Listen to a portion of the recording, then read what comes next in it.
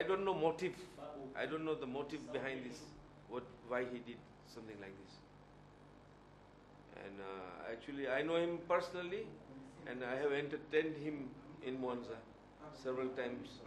Whenever he calls me, I attend to his issues. And whatever he has done to us is not good. He has lost his respect. He has lost his respect. But he is a very good producer. That what I say is a good producer and director. But he did wrong. What he did in Monza was wrong. Introduced by our chairman, Mr. Bhagat, near Monza Hotel, because I own a shop again opposite Monza Hotel. Unfortunately, Mr. Bhagat had to leave for Dar, so he told me, Mr. Diamond, if you can help me out, take this person to your factory and explain whatever he requires to some information, get into his movie. He's doing a good movie on Nile perch fisheries. Nile perch is well known in the world, and it will be known better if you help me him out. So he came to my place, and whatever he wanted, we gave him the full information. And then I didn't know he's going to turn around and do something like this. What he did was wrong, totally wrong. Factory was not an issue. Our factories are really nice and clean, and there's nothing wrong with the factories. But he went to some part deeper in the deeper area where we throw the carcass of the fish, and of course the carcass of the fish will rot, in the heat. So those are the photographs which it shows a bad image. He could have shown a good image, but of course, you can't have everything clean and nice and tidy everywhere. Factories, there was no problem. We have got fantastic factory according to EU standards. We follow the standard of EU, and there was nothing wrong in the factory. To my knowledge, I know Mr. Soper very well, and he's a very shrewd man, and he knows his job. But the way I still can't understand the motive behind this Darwin's nightmare, why he did it in such a way. To my knowledge, why I had helped him out, because I thought he's going to make a better movie for Nile perch to promote our product overseas. But instead, he went in the opposite direction. He should have mentioned how much the industry has done for the country, how much people in Mwanza are busy with the fish industries. That part he has not mentioned at all. How the fishing has literally helped the country to bring Mwanza. It was brought up by fish industry. You remember how Mwanza was before? Kabisa, it was in shambles. Too many robberies, and you have blocks, roads were blocks. Everywhere the roads were blocked. You can't move around. When the industry started to come up, slowly, gradually, everything went nice and smooth. People see the money now. Fishermen have got money. People, jobs, how many jobs we have created. That thing he has not mentioned at all, completely. See, after the fish industry, now you can see by yourself, the Mwanza is the fastest growing city in all of East Africa. You will see the roads are all done, and the huge buildings coming up. And this is all because of the fish industries is so powerful that industry has brought a lot of money to the country, foreign exchange, has brought a lot of jobs to the people. I think three people out of from 5 people, all of them are in fish industries. And amount of royalties which our ministries has collected is huge amount. So if we are exporting all our product to Europe, and somehow this person like Soper, he finds out the industry, on what track we are going on. So he comes and comes and gets some wrong information and destroy our industry, which nobody would like it, or I would not like it also. People in Mwanza, everything from fish to gold mining, diamond mining. I think fish is the most powerful industry in all of Mwanza. Even you compare to cotton industry, any agriculture industry, but I think fish has brought Mwanza alive. It has brought up. And the people in Mwanza, they live in harmony. They don't want any kind of problem. They're cool people.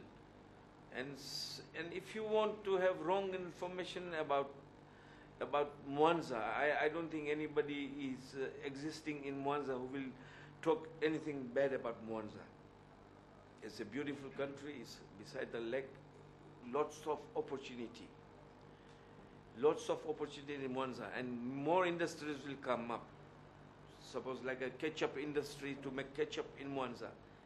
It is going to be done in very short time. People are going to have more industries in Mwanza.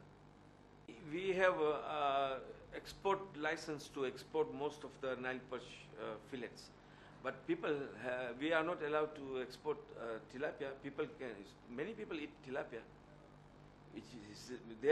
Tilapia is left for the people of Mwanza to eat. Nile perch is for export only. So it would be true that it's very difficult to find Nile perch fillets for the local market, because it's entirely, totally for export only. People in Mwanza, they are hardworking. Even it depends upon the jobs. There are certain jobs where laziness is there. But like drivers, they drive the trucks. People who are lazy, who are the people who are lazy? On the beach? No. It is it's a wrong concept of saying the people are lazy. In Dar es Salaam, because of the weather, yes, they are slow moving, not like Mwanza is hitting it. They are pushing. Every day they work day and night. We are working day and night. We never stop a single day. You mean to say people are lazy here? They come 3 o'clock to the factory to work. You mean to say they are lazy? They work hard. Who will say they have to work all day and night? You say the people are lazy? No way. In Nile perch, the wastage of Nile perch, I think, is almost 5%. They remove the cheek bones from the cheek. Is the tastiest part. Then it's better than fillet. People love that area, cheek bone. They eat it. They remove, they eat it, and the rest of the carcass is dried. And after drying, they immediately mill it and they export to Kenya. It's called panki. After dried, it's milled and sent to Kenya for export. We get revenue from there also. It can't be wasted, you can't dump it in the ground and bury it. It generates revenue from that. I've seen the movie myself, and he's asking a 5 or 6 year child at the airport, maybe how can a 5-year child or 6-year child can tell you that there are arms coming in through the aircraft? He have not shown a real proof that yes, arms have arrived in Mwanza and is smuggled to neighboring countries for fighting. No, I was the first guy to bring the aircraft in Mwanza. Very first flight to ship for the shipment of the fish fillets. I was the first guy to bring the aircraft. Since then, I got my colleague Kasese. He even have never smelled that arms are coming in Mwanza airport through this aircraft. It is untrue. Totally untrue. And Tanzania is a very peaceful country, and we will never get into some kind of mess like this. Our country is respected, and I don't think our government will allow to have arms at the Mwanza airport. They will never allow. It is totally untrue. whatever it's been filmed in Mwanza, the area where near our factory, the things where he has taken to the punky section, where it is little bit might be true that you feel maggots on the rotten carcass. That is true, of course, when the fish is rotting. If it's raining, you will see maggots. Nothing wrong with that. It's nothing wrong with that. Everywhere is something like this happens. But these small things which he has filmed, it's true. But if you are talking about the arms bringing by aircraft, fish aircraft bring arms, which is totally untrue, totally. There's no, I've never seen or heard in Mwanza that arms have come to Mwanza airport. That's totally untrue. And moreover, he says people have no money to buy fillets to eat. That is untrue. We got so much tilapia, and tilapia is cheaper than Nile perch because we have left the people of Mwanza to eat tilapia, and it's cheaper, lot cheaper than Nile perch. How can he say people have got no money to buy fillets? Fillets are there. Tilapia, yes, it's plentiful. You can buy it cheaper than Nile perch. Nile perch is totally for export to generate revenue for the government here. We were so transparent with him that we have nothing to hide. We have got nothing to hide. Totally, what information he got it from my side. There's nothing wrong with it. All plenty of fresh fish. Why you have to go for rotten fish? Have you seen anybody eating rotten fish here? No, never. You got so much fish. Plenty of carcass. Why they have to select rotten fish to eat? They can buy it so cheap. The most delicious part of the fish is this cheekbone. They're enjoying it. Why they have to? Who says that is not true? Because plenty of fish. We were catching about 500 tons a day, and you start eating rotten fish in Mwanza.